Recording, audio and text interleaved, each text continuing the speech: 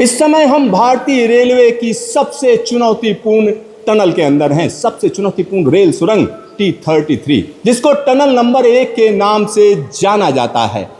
बहुत से लोग कहेंगे विख्यात है, लेकिन मैं कहूंगा कुख्यात थी, लेकिन अब इसने एक नया मकाम हासिल कर लिया है। यहाँ पर यह इलाका अलग तरीके से दिखाया गया है। यहाँ से देखिए किस तरीके से टनल उधर से चली आ रही है और यहाँ पर टनल का रूप पूरी तरीके से बदल जाता है। यहाँ देखिए टनल का रूप पूरी तरीके से बदला हुआ है। यहाँ पर नैरो हो जाती है, यह छोटी हो जाती है। साथ ही साथ यहाँ एक और चीज़ आप देखेंगे, इस पूरे के पूरे सेक्शन को कहीं ना कहीं हम कह सकते हैं कि येलो कलर से चिन्हित किया गया है। इसको दिखाया गया है कि यह कहीं ना कहीं एक खतरनाक इलाका है और यहाँ पर हम आपको दिखा रहे हैं कि यह रिस्ट्रिक्टेड जोन है, यानी ऐसा जोन यहाँ पर आना मना है। साथ ही साथ यहाँ से देखिए किस तरीके से पटरी मुड़ी है। इस जगह पर मैं कई बार आपको लाया हूँ और आपको हमने दिखाया किस तरीके के चैलेंजेस हैं, किस तरीके की परेशानियाँ हैं, खास तरीके के टेक्निक का इस्तेमाल किया गया और उसके बाद यहाँ पर टनल बनी, टनल थ्रू हुई, उसके बाद का अंदर का काम किया गया।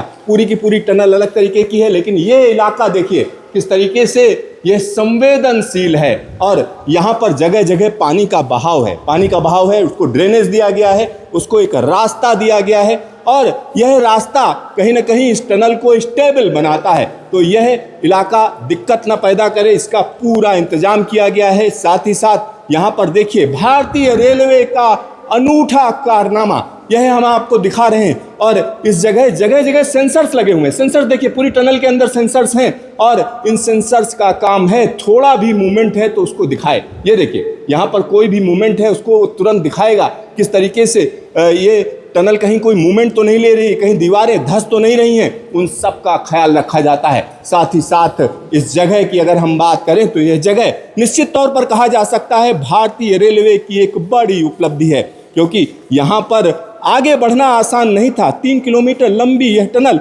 एक लंबा समय ले गई और यहाँ पर एक जो सबसे बड़ी परेशानी थी, कई बार ये लगता था कि आखिरकार श्रीनगर से कन्याकुमारी के बीच का सपना पूरा होगा या नहीं पूरा होगा, लेकिन लगातार अपने लक्ष्य पर लगे रहने वाले इंजीनियर्स ने यह कारनामा कर दिखाया।